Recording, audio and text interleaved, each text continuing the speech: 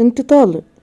كلمتين محدش يقدر يقول انهم حرام، وده لان الخالق احل الطلاق من فوق 7 سماوات.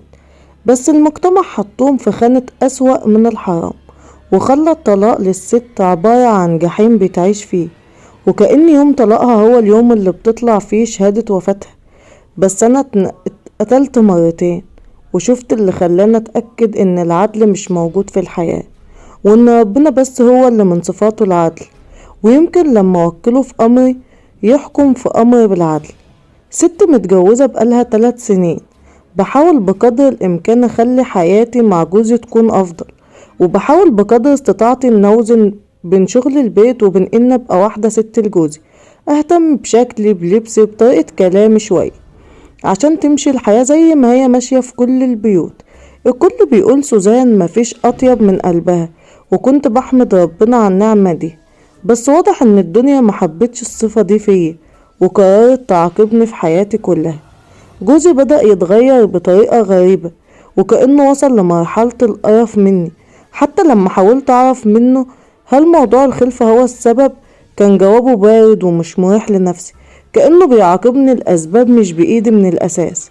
حاولت أتعايش مع الوضع الجديد، وحاول أعالج الأسباب اللي سببت الضيق ده كله تجاهي، بس برضه ما قدرتش أوصل لأي حل خالص، لحد ما جيت الليلة القاسية في حياتي. يومها جوزي كان في الحمام، وتليفونه عمال يرن. تجاهلت الرن مرة واتنين لحد ما بكل حسن نية مسكت التليفون، لقيت رقم باسم منصور. جيت احط التليفون تاني، لقيت اشعار برسالة مكتوب فيها: وحشتني قوي. جسمه كله مسكته كشعرية مخيفة، ومسكت التليفون وايدي بترتعش. فتحته بسهولة لانه ما كانش بيحط باسورد التليفون، وده لان عمري ما فتشت وراه اطلاقا، غير ان التليفون كان جديد وكان تقريبا ناسي يحطله باسورد. فتحت المحادثة بقلب مضطرب عشان الاقيها واحدة وهو مسجلها باسم منصور، وكانت الصدمة اللي خلت قلبي ينفطر. محادثة وحشة قوي بينهم، وكلام قذر ما يتقالش، وصور منها ومنه وهم عرايا، وتسجيلات صوتية وفيديوهات. رميت التليفون من ايدي وانا جسمي عمال يعرق وقلبي يدق بقوة. عقلي وقتها اتشل، وما بقتش قادرة اتلم على اعصابي، وكأني في كابوس مخيف، كابوس مش قادرة اصحى منه بكل الطرق. دخلت اوضتي وانا مش قادرة انطق، مش قادرة اخد نفسي حتى. كل اللي بيمر على عقلي مشاهد كتير، مشاهد بتقول ان ما قصرتش عشان دي تكون النتيجة. كنت بعمل كل حاجة تقريبا عشانه، يمكن كنت ممكن اعذره لو انا مهملة. وقبل كل ده فين دين وضمير من الحرام اللي بيعمله ده؟ ولا هو عازب ومحتاج ده، ولا في احتياج وشركة حياته مش مكفياه. قعدت في اوضتي برتعش، قلبي عمال يدق ودموعي بتنزل بصمت. بعد شوية لقيته داخل عليا وبصلي بصة غريبة. كان تقريبا خد باله ان شفت الشات لان التليفون كان في ايده. بصلي قوي عشان يستكشف انا وصلت لايه، وكانت دموعي خير دليل ان شفت وعرفت. اتكلم بهدوء وقال لي: مالك؟ بصيت له بكل قرف الدنيا وما اتكلمتش. كانت نظراته واضحة مفيش فيها اي خجل او شعور بالذنب، وكنت شاطر قوي ان اقرا عين اللي قدامي، وده اللي بيقتلني من جوه، انه حتى مش حاسس بالذنب تجاهي. وعرفت ان استحالة هقدر اعيش معاه بعد كده. هو وقع من نظر، واستحالة اشوفه راجل من تاني. وهو فهم كل اللي بيدور جواي، واتكلم وهو مولع سيجارة: عايزة ايه؟ عايزاك تطلقني. ابتسم بكل برود وقال لي: انت طالق. وكأن مجرد كوباية اتكسرت فتخلى عنها بكل بساطة. 3 سنين عاشرها هانوا عليه، واستنى أبسط فرصة عشان يتخلى عني. والأسوأ انه اتكلم وقال: يا ريت يكون الطلاق بدون شوشرة، عشان انا ممكن اقول في حق الكلام مش حلو. دخلت لميت هدومي ومشيت وانا منهار. هو سهل البشر يتغيروا بالبساطة دي؟ هو سهل العشرة تهون على البشر كده؟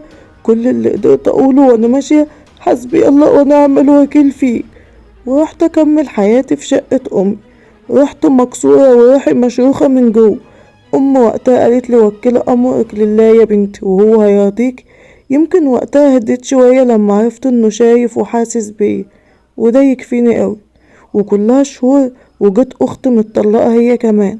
بس أختي كانت عكسي، الست المتسلطة اللي محدش بيسلم من لسانها، لدرجة إننا كنا بنشفق على جوزها من اللي كانت بتعمله فيه. لدرجة إنه جه مرة لأمي يقولها أنا تعبت وكان ناقص يبكي. ست مفترية، ياما نصحتها ومخدتش منها غير السخرية بشخصيتها الضعيفة وقلب الأبيض. وطبعا بما إنها مخلفة فخدت منه الشقة وهو مشى منها خالص. كان صعبان عليا لدرجة إن دعيت ربنا يتولاه بعد الحياة الصعبة اللي شافها مع أختي. أختي كلها أيام وباعت الشقة وخدت شقة فوق شقة أمي عشان تبقى قريبة مننا. ومش عارفة ليه وقتها لقيت نفسي بقارن بيني وبين أختي. أنا اللي بيقولوا عليا بلسم مخلفتش وترمي في الشارع مكسورة بعد ما جوزي يدوس عليا، واروح لأمي مكسورة من غير أي حاجة، وبين أختي اللي دمرت حياتها وحياة جوزها وخدت شقته وخلفت منه وبقت مالكة للشقة وهتاخد كمان نفقة تصرف عليها هي وبناتها. وقتها بكيت قوي وشفت الدنيا ضلمة قوي، بس ما حبيتش اخد في تفكيري ده وقلت الحمد لله، يمكن ربنا يهديها ويعوضني خير. وعدت الايام شبه بعضها لحد ما دخل بيتنا راجل طالب انه يتجوزني. وقتها راودتني مشاعر كتير قوي، جسمي كله اتخشب من ذكرى مش قادرة اتخطاها. مشهد وانا واقفة وبشوف المحادثة بين جوزي والست دي مش عارفة انساها من دماغي. بس ام المريضة رحبت بيه قوي واختي كمان فرحت بيه. ولما لمحت لأمي إني مش هقدر أخوض تجربة جديدة بكت وقالت لي إنها عايزة تطمن عليا قبل ما تموت. قالت لي لو كانت أختك ما كنتش خفت، أختك تعرف تاكل الدنيا، أما انت فالدنيا هتهرسك لما أموت. وعشان دموع أمي الغالية قررت أخوض تجربة بروح مشروخة. كان مطلق ومعاه بنت وولد، وحسيت إن يمكن يكون ده عوض ربنا ليا واعتبر إنهم ولادي وعيش معاه. وفعلا عملنا زفة بسيطة خالص واتجوزت في شقته القريبة من شقة أمي، وحاولت أحيي روح الست جوايا من تاني عشان أهتم بولاده وأحاول أشيل عنه عبء الحياة، مرة بالهزار ومرة بالدلع ومشيت الحياة عادي. بس كان في عدو قديم متربص بيه، عدو اسمه الدنيا. وتعاد اشتريت من تاني وبدأت أحس إن جوزي بدأ يتغير معايا، ومع كل موقف كانت فيه قبضة غريبة بتمسك قلبي.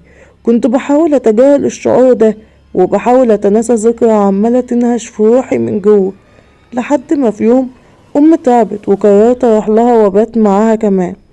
عرفت جوزي بالموضوع ورحت لها. المسافة كانت قريبة 10 دقايق مشي بس.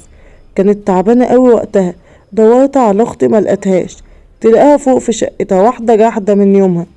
قعدت مع أمي اللي كانت بتتكلم بطريقة اللي بقى شايف الموت، اللي خلاص بيوصي حد قبل ما تنتهي حياته. ووسط همي وخوفي على أمي تليفوني رن.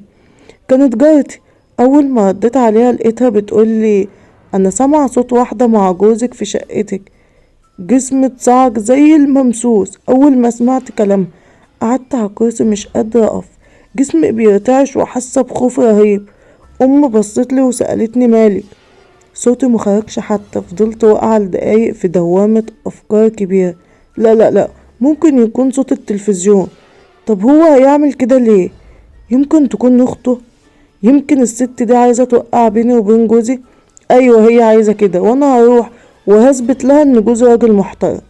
لبست هدومي وجريت على الشارع. كنت زي المجنونة اللي بتدور على ابنها التايه في الشارع. الطريق كان طويل قوي لأني كنت عاوزاه ينتهي بسرعة. ووصلت العمارة وطلعت لشقتي. كان في صمت غريب. يا رب يا رب مش هقدر اتحمل. فتحت الباب بالمفتاح ودخلت بهدوء شديد. كانت كل حاجة هادية لدرجة ان كنت خلاص هاخد نفس طويل، بس سمعت صوت ضحكة واحدة جاية من اوضة النوم واتشلت مكاني. قلبي رجع يدق بعنف وجسمي يرتعش.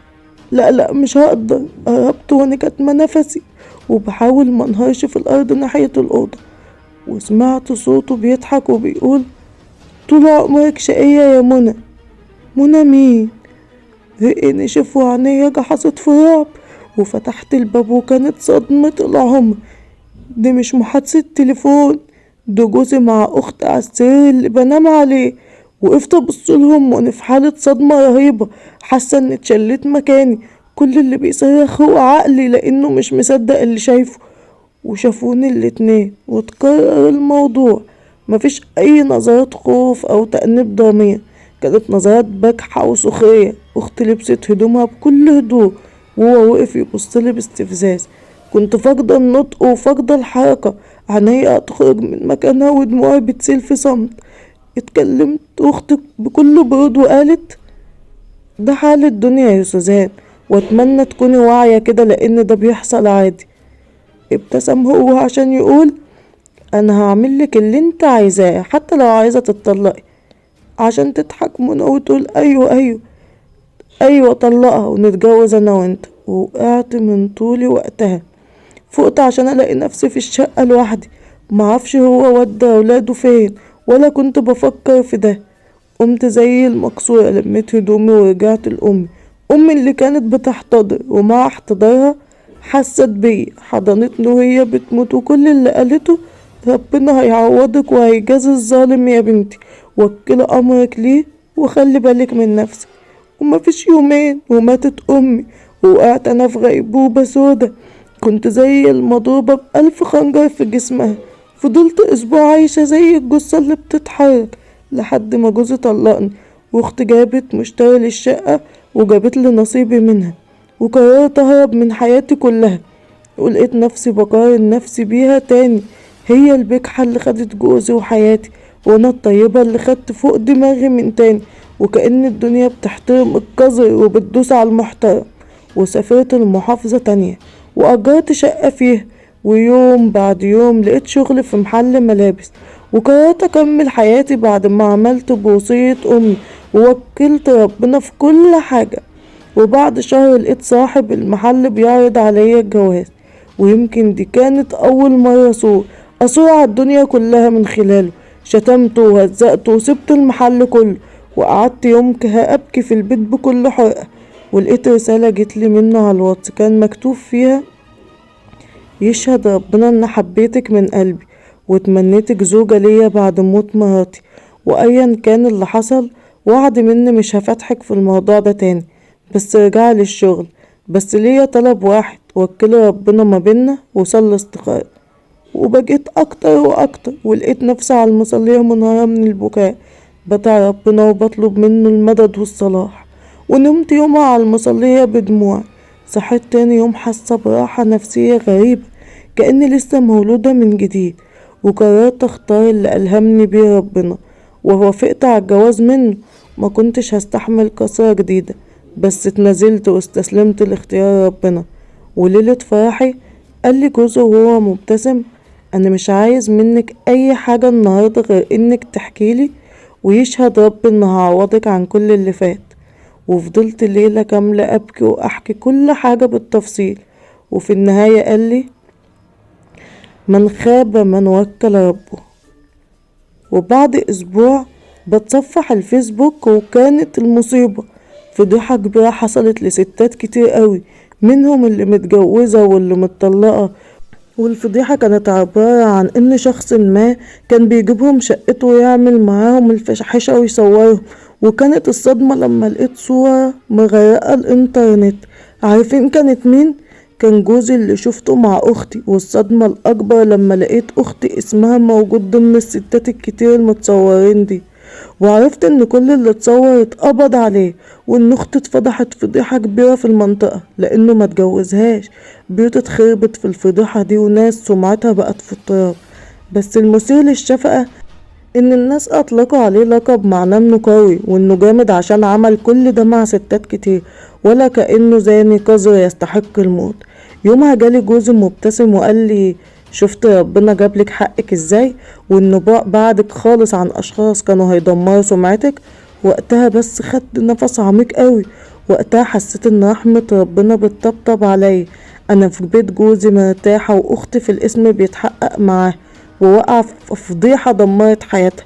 والاغرب ان في نفس اليوم كلمني ناس جيراني من ايام جوزي الاولاني، قالولي ان جوزي متهم بجريمة قتل لانه قتل مراته الجديدة. وابتسم جوزي اكتر وقالي: صدقتي بقى ان ربك اسمه العدل، واوعى تفتكر ان ده حقك، انت صبرت وربك قال انما يوفي الصابرون اجرهم بغير حساب، وربك هيجازيك خير كبير. ابتسمي بس وكملي حياتك واوعى تتغيري. وكانت دي نهاية حكايتنا. تنسوش اللايك والشير للفيديو للقناة كلها، وبشكر كل اللي وصل معايا في الفيديو لحد هنا. كان معكم زيزي، استنوني في فيديو جديد وحكاية جديدة، والى اللقاء.